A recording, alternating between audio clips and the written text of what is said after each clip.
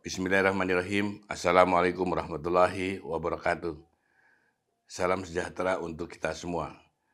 Yang saya hormati dan banggakan Ketua Umum DPP Perra Indonesia, Haji Sudirman Abdullah, Menteri Perhubungan RI atau yang mewakili, Dirjen Perhubungan Laut atau yang mewakili, Direktur Lalu Lintas Hubla atau yang mewakili, Direktur Kelautan dan Perkapalan atau yang mewakili, Sekjen DPP Perra Indonesia, Haji Mu'aliming Daming, Ketua DPD Perra Provinsi, dan Ketua DPC Perra, Bapak Ibu tamu undangan Munas yang berbahagia. Pertama-tama, marilah kita panjatkan puji syukur kehadirat Allah Subhanahu wa Ta'ala, karena atas rahmat dan karunia-Nya kita masih diberi kesempatan untuk bertemu dalam keadaan sehat walafiat. Saya sampaikan terima kasih kepada DPP Perra Indonesia yang mengundang saya untuk menyampaikan pikiran dan saran sekaligus membuka musyawarah nasional ke-13 hari ini. Saya memohon maaf tidak bisa hadir secara fisik di tengah-tengah Bapak, Ibu, dan hadirin sekalian, dikarenakan saya harus berada di Jawa Timur sesuai agenda yang sudah terjadwal sebelumnya.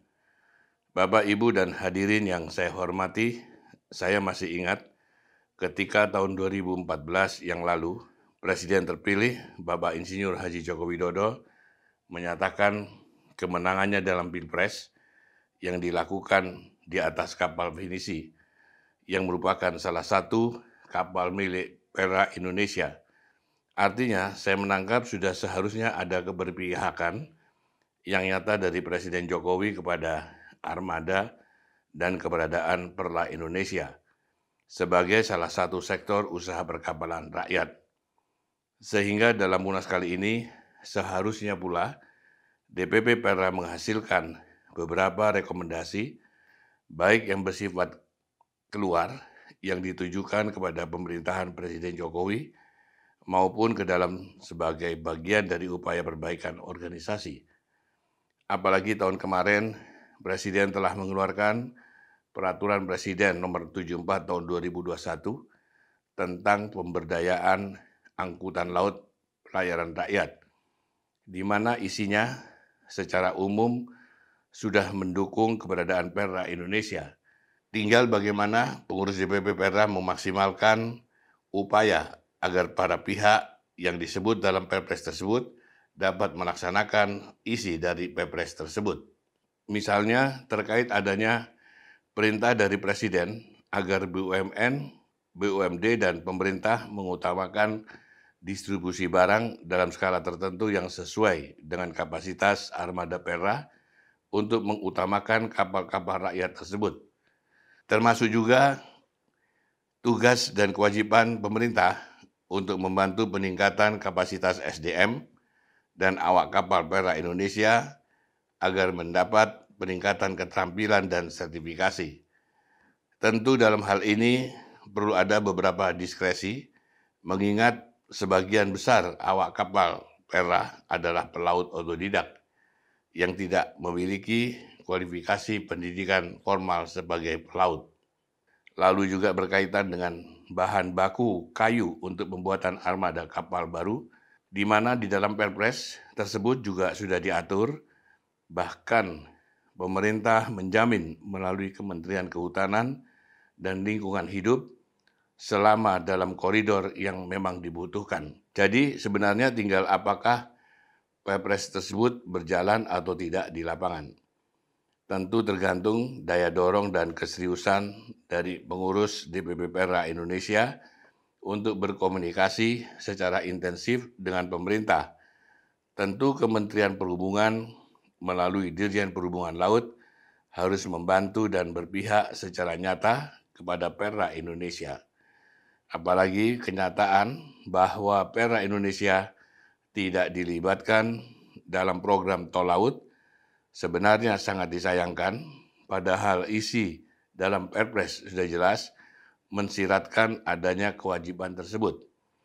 Apalagi jika kita mengacu kepada deklarasi Doro Londa di Surabaya pada tahun 2019 yang lalu, di mana deklarasi tersebut telah ditandatangani oleh Kementerian Perhubungan, Kementerian Perdagangan, Kementerian KKP, dan Perra Indonesia tentang tol laut, tetapi deklarasi tersebut tidak berjalan sampai hari ini.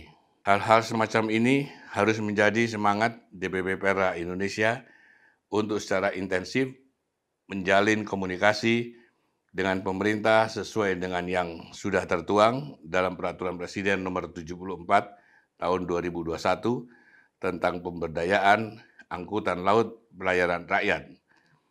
Bapak, Ibu, dan hadirin yang saya hormati, selain upaya menjalin komunikasi yang aktif dengan pemerintah, saya juga memberi saran agar Perra Indonesia melakukan beberapa upaya yang bersifat internal untuk mendorong agar usaha pelayaran rakyat ini dapat tetap eksis.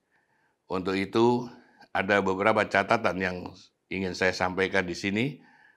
Pertama, DPP Perra Indonesia harus aktif untuk menindaklanjuti program solar bersubsidi untuk pelayaran rakyat, mengingat peran Perra dalam menjangkau arus distribusi barang di daerah 3T, terdepan, terpencil, dan tertinggal, termasuk melakukan evaluasi internal terkait keluhan anggota Perra Indonesia terhadap biaya jasa penyaluran solar bersubsidi oleh koperasi pelayaran rakyat yang dirasa terlalu tinggi.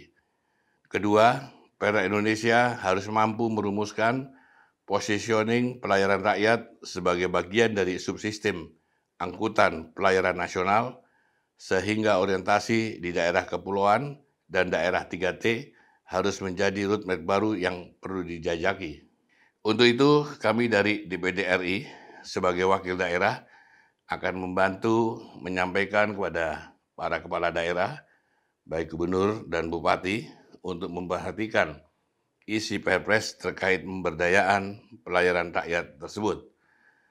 Kiranya itu yang dapat saya sampaikan dalam musyawarah nasional hari ini, dan dengan mengucapkan Bismillahirrahmanirrahim, musyawarah nasional ke-13 Persatuan Pengusaha Pelayaran Rakyat Indonesia, saya nyatakan dibuka.